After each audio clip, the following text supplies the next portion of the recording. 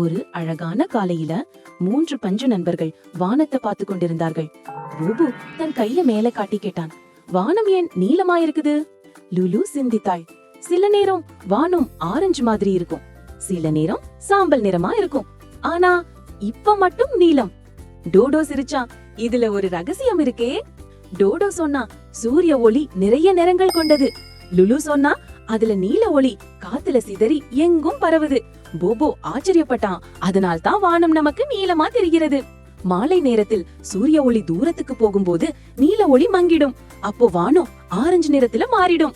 போபோ சிரிச்சான், அப்படியென்றால் வானம் ஒளியின் மாயைதானே? மூவரும் சேர்ந்து சொன்னார்கள், ஆர்வம் தான் அறிவை வளர்க்கும். He he he. Tree hugs kids வழங்குகிறது கற்றல் மகிழ்ச்சியுடன்.